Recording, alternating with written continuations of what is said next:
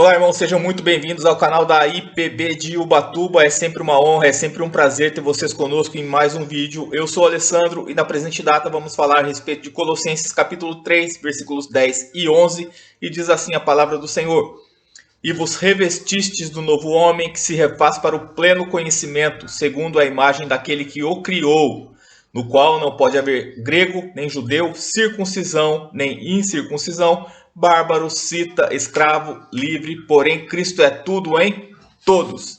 E esse é o tema do vídeo de hoje. Cristo é tudo, e é sobre isso que vamos falar em 4 tópicos. E esse breve estudo está dividido em 4 tópicos, nos quais falaremos em que sentido Cristo é tudo. O primeiro desses tópicos diz: Cristo é tudo nos conselhos de Deus. Houve um tempo em que nada existia. A terra não existia, o universo não existia, nada existia. Tudo que havia era tão somente a Trindade Santa e a eternidade. Imagine você que por mais sólidos que possam parecer os montes, por mais ilimitados que possam parecer os oceanos, por mais distantes que possam parecer as estrelas no firmamento, por mais infinito que possa parecer o universo como um todo, houve um momento em que, se é que podemos chamar assim de momento, né, como dizia Arthur Pink, se é que podemos chamar de um momento, uma vez que tudo que existia era a eternidade, e a eternidade não é feita de momentos, a eternidade é eternidade e ponto final. Mas na eternidade nada havia. E onde estava Cristo? Cristo estava com Deus, Cristo era Deus, como diz João, capítulo 1. No princípio era o verbo, e o verbo estava com Deus, e o verbo era Deus. Cristo era igual a Deus, subsistia em forma de Deus, como diz Filipenses capítulo 2, versículo 6. Ele era Deus, ele é Deus, ele estava com Deus. O Filho amado do Pai. Ele diz: por que me amaste antes da fundação do mundo?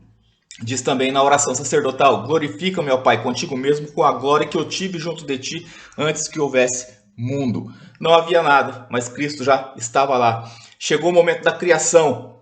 A terra foi criada, a humanidade foi criada, todas as coisas foram criadas, o universo foi criado, as galáxias foram criadas, as estrelas foram criadas, enfim, tudo foi criado. E onde estava Cristo? Cristo estava com Deus, como diz a palavra, operando na criação. João 1,3 diz que todas as coisas foram feitas por ele. Sem ele, nada do que foi feito se fez. Tudo foi feito por intermédio de Cristo. Sem ele, nada do que foi feito se fez. Colossenses 1,16 também diz o seguinte: pois nele foram criadas todas as coisas nos céus e na terra. Tá? Então, Cristo, no ato da criação, estava lá também, participando ativamente da criação. E quando o pecado entrou no mundo, onde é que estava Cristo?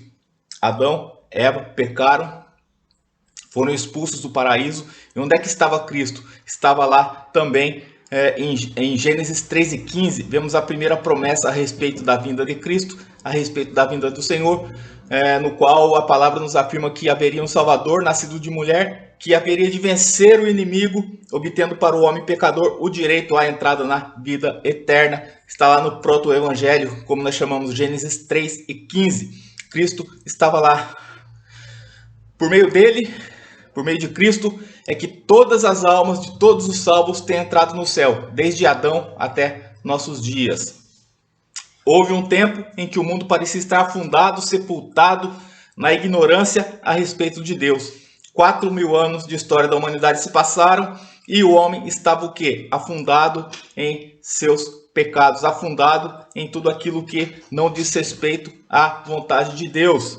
As nações da terra parecia que haviam se esquecido totalmente de que há um Deus criador, de que há um Deus soberano, todo-poderoso. E nesse momento, 4.000 anos após o início da história da humanidade, onde é que estava Cristo? Cristo deixou sua glória, se fez homem, viveu entre nós, conviveu entre nós, sofreu, padeceu, morreu em prol de cada um de nós pecadores, para que nós pudéssemos sermos reconciliados com Deus. Ali estava Cristo, descendo da sua glória, se despojando da sua glória, se fazendo homem, tomando a forma de servo e sendo obediente ao Pai até a morte, e morte de cruz, a fim de prover a salvação para mim e para você, como diz a palavra, porque Deus amou o mundo de tal maneira que deu seu Filho unigênito, Jesus Cristo, para que todo aquele que nele crê não pereça, mas tenha a vida eterna de alegria, de gozo, de regozijo ao lado do Pai. Chegará um momento em que toda a terra haverá de ser restaurada, haverão novos céus e nova terra, onde a retidão fixará residência e este mundo ficará repleto do conhecimento do Senhor, novos céus e nova terra. E onde estará Cristo então? Cristo será o próprio Rei. Cristo será o Rei nos novos céus e nova terra. Obviamente, ele já é Rei, mas muitos em nossos dias se recusam a tê-lo como Rei, como soberano. Mas naquele momento, sim, ele será absolutamente, todo o joelho se dobrará e toda língua confessará que Jesus Cristo é o Senhor, para a glória de Deus Pai. E aí então haverá um momento de julgamento. O mar, como diz a palavra, entregará seus mortos, os que estão sepultados. O Hades e a morte não reterão seus mortos, e todos quantos dormem nos sepulcros despertarão e sairão, cada um será julgado de conformidade com as suas obras. E onde estará Cristo? Cristo será o juiz. Como diz a palavra, quando vier o Filho do Homem na sua majestade, então se assentará no trono da sua glória, e todas as nações serão reunidas em sua presença, e ele separará uns dos outros, como o pastor separa dos cabritos as ovelhas. E a palavra diz também que, porque importa que todos nós compareçamos ante o tribunal de Cristo. Muitos costumam afirmar em nossos dias, só Deus pode me julgar. E nós perguntamos, e isso não te assusta? O fato de que somente Cristo pode te julgar não te assusta? Repense seus conceitos. Então Cristo é tudo nos conselhos de nosso Deus soberano, todo-poderoso. Cristo é tudo nos conselhos de Deus. Segundo tópico, Cristo é tudo na Bíblia. Em toda parte de ambos os testamentos, nós podemos achar a pessoa de Cristo, seja de maneira velada ou seja de maneira explícita, seja no princípio, no meio ou no fim. Na Bíblia Sagrada, tudo converge para Cristo. Cristo crucificado era exibido em cada sacrifício do Antigo Testamento. Cada animal morto e oferecido no altar era uma confissão prática de que se esperava um Salvador que morresse pelos pecadores, um Salvador que tirasse o pecado do homem, sofrendo como seu substituto, sacrifício vicário e portador do pecado em lugar do pecador, como diz 1 Pedro 3:18. Abel estava olhando para Cristo quando ofereceu um sacrifício melhor que o de Caim. Era para Cristo que Abraão olhava quando habitava em tendas na terra prometida. Jacó falou a respeito, profetizou a respeito para seus filhos, a respeito do Messias. Mais especificamente, ele falou de qual tribo, de qual dos seus filhos sairia a linhagem do Messias, de onde viria o Messias. Quando ele, no leito de morte, ali profetizava para cada um dos seus filhos, emitia ali suas palavras. Quando chegou a hora de Judá, ele disse que o cetro não se arredará de Judá. Ou seja, uma alusão clara, uma alusão óbvia para o fato de que o Messias, o rei, o Salvador, seria proveniente da tribo de Judá. Cristo era a essência da lei cerimonial que Deus entregou ao povo de Israel pelas mãos de Moisés. Cada sacrifício matutino, cada sacrifício vespertino, o derramamento de sangue contínuo, o propiciatório, o sumo sacerdote, a Páscoa, o dia da expiação, o Yom Kippur, como os hebreus chamam, o bode expiatório, todas essas coisas eram representações simbólicas, tipos e emblemas de nosso Senhor e Salvador Jesus Cristo. Foi para Cristo que Deus chamou a atenção quando ali operava aqueles milagres diariamente na presença do povo de Israel, aqueles milagres que eram feitos diante dos olhos daquele povo no deserto, por exemplo, a coluna de fogo e de nuvem que os guiava e os protegia, apontava para Cristo. O maná que caía do céu apontava para o pão da vida, Jesus Cristo. A água que jorrou da fonte, da rocha ferida por Moisés, também apontava para Cristo. Tanto a água como a rocha apontavam para Cristo. Cristo é a rocha da nossa salvação. Cristo é a água da vida. Todas as coisas, todos os milagres operados por Deus em prol de seu povo no deserto apontava para a vinda do Messias, apontava para Cristo. A respeito de Cristo, todos os profetas falaram, desde Isaías até Malaquias. Todos os profetas maiores e menores falaram a respeito de Cristo, o Messias. E é claro, seria desnecessário dizer que o Novo Testamento como um todo aponta para Cristo, mostra Cristo. Nos 4 evangelhos encontramos ali Cristo vivo, falando, movendo-se, andando, operando milagres entre os homens, nos evangelhos. No livro de Atos, vemos Cristo sendo pregado, divulgado, proclamado, falado, aclamado, anunciado. Livro de Atos. Nas epístolas, nas cartas, nós vemos exposições, exaltação e explicações a respeito da pessoa de Cristo e suas realizações, bem como a vontade dele para a nossa vida. Do começo ao fim, do primeiro ao último livro da Bíblia, há um nome que está acima de todo nome, e esse nome é Jesus Cristo, nosso Senhor e nosso Salvador. Chama a sua atenção para que você indague a si mesmo, faça um autoexame e pergunte o que a Bíblia significa para você. Se a Bíblia é a palavra de Deus, se a Bíblia aponta para Cristo, se a Bíblia aponta para Cristo como nosso Senhor e Salvador, ela deve necessariamente ser o livro, a Escritura inspirada por Deus, deixada por Deus para que por meio dela nós venhamos a obter a salvação de nossa alma. Toda a Escritura é útil, toda a Escritura é inspirada, diz a palavra. As Escrituras são a palavra de Deus, as Escrituras apontam para Cristo. Não tem a Bíblia como apenas um livro, mas a Bíblia é a palavra de Deus. O que você tem pensado a respeito da Bíblia? Se você não vê a Bíblia como a palavra de Deus, repense, reveja seus conceitos para o bem da tua alma. Falamos que Cristo é tudo nos conselhos de Deus, falamos que Cristo é tudo na Bíblia e agora falaremos no terceiro tópico sobre Cristo que é tudo na religião de todo cristão verdadeiro. Compreendamos que Cristo é tudo em nossa religião, Cristo é tudo para os cristãos verdadeiros.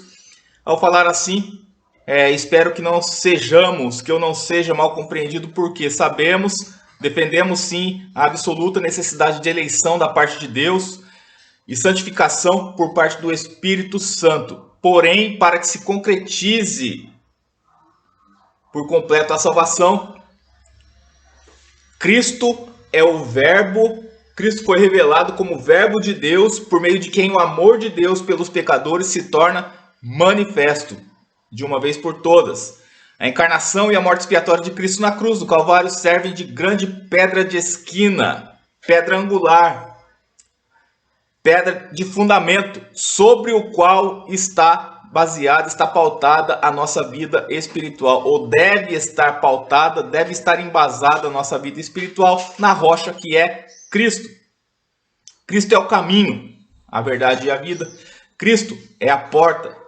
Cristo é o único mediador entre Deus e os homens. Foi a Cristo que Deus Pai selou e nomeou para transmitir a vida eterna a uma humanidade que se encontrava mortos em suas ofensas, em seus delitos e em seus pecados. Você se sente impuro? Pergunto. O sangue de Cristo pode te purificar, pode purificar a tua alma de todo pecado, pode te lavar, pode te remir, pode conceder vestes espirituais alvas mais que a neve. Você se sente imperfeito? Todos nós somos. Mas Cristo, Deus nos vê por meio da perfeição de Cristo, que consumou a obra de nossa salvação. Você se sente como se fosse um nada? Todos nós, em algum momento da nossa vida, temos esse sentimento de inferioridade. Mas quero te dizer que Cristo deu a vida por você. Cristo é tudo em todos para as nossas almas. Nenhum santo, nenhum homem jamais chegou ou chegará ao céu com outra história além dessa. Bem-aventurados os que lavam suas vestes no sangue do Cordeiro. Apocalipse 7:14. Não há outro modo de purificar nossas vestes espirituais que não pelo sangue do Cordeiro de Deus que tira o pecado do mundo. Você é pecador? Ele te perdoa. Você é imperfeito? Não tem problema. Deus te vê por meio da lente de Cristo. Deus te vê por meio da perfeição de Cristo. Você se sente inferior muitas vezes, mas Cristo deu a vida por ti. Cristo morreu por você. Cristo morreu por nós. Dizemos que a empatia, né, um termo bastante empregado aí atualmente. Empatia é um sentimento muito agradável em nossos dias, eu digo, mas o livro Santidade de J.C. Ryle foi escrito há mais de 200 anos e ele já empregou a palavra empatia, tá? Então empatia é coisa agradável sim. Não há empatia maior que a de Jesus Cristo. Em todas as nossas aflições, ele é afligido.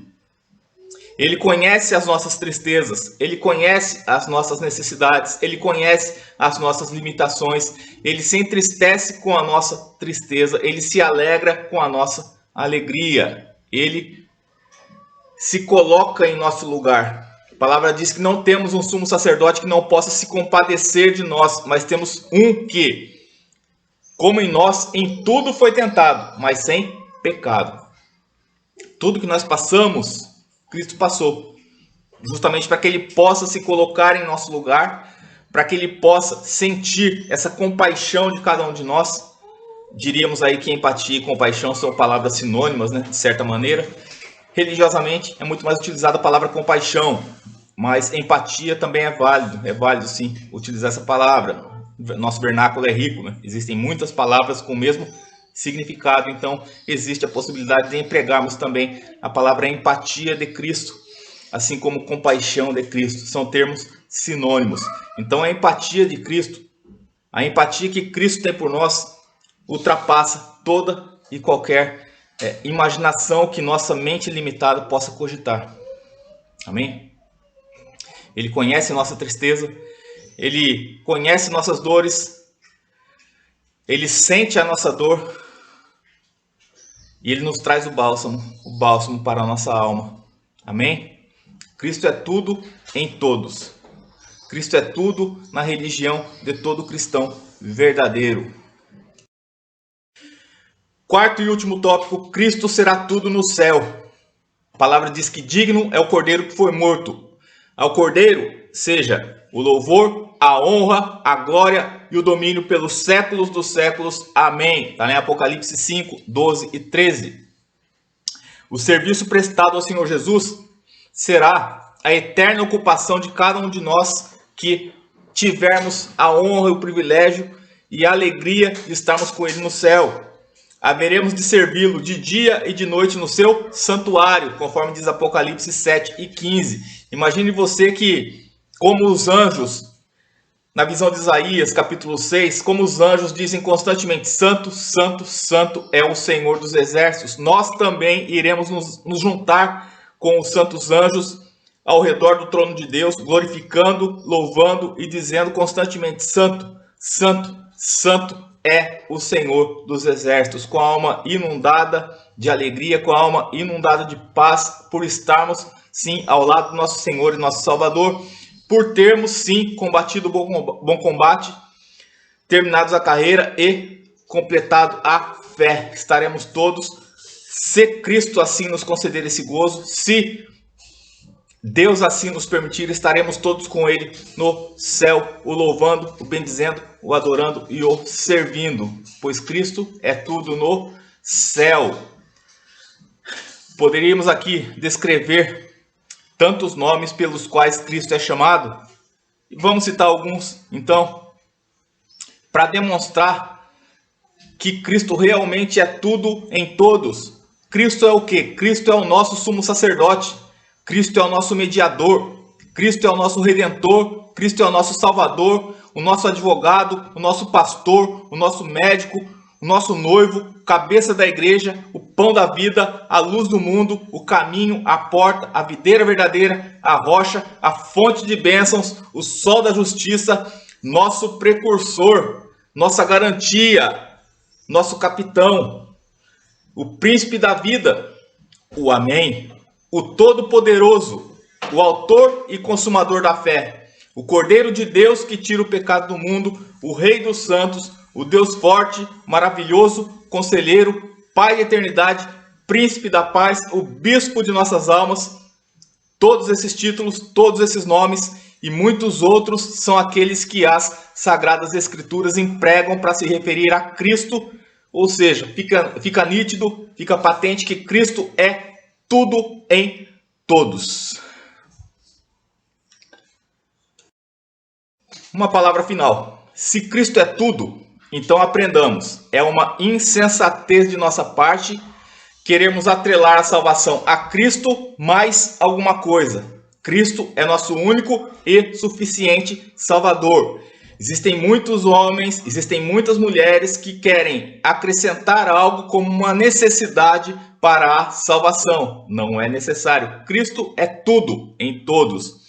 Não precisa de Cristo mais A, B ou C. Não precisa de Cristo mais a intercessão do seu pastor, do seu padre, ou seja lá quem for.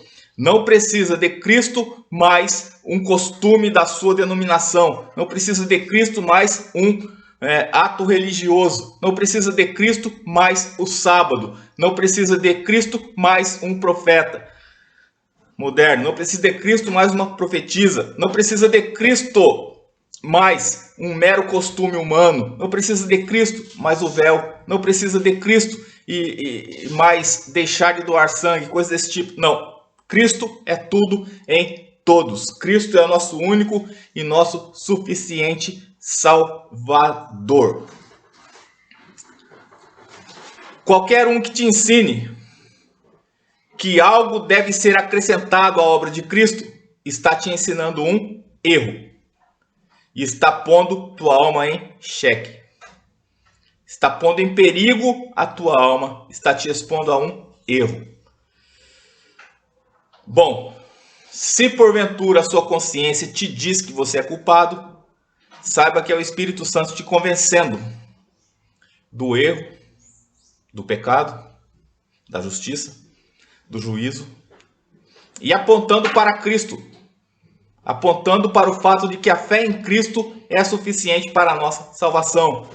Apontando para o fato de que no momento em que Cristo bradou na cruz, está consumado, ele quis dizer isso mesmo, está consumado, fiz tudo, Pai. Completei a obra que tu me deste para a salvação da humanidade. Eu completei a obra. Está consumado.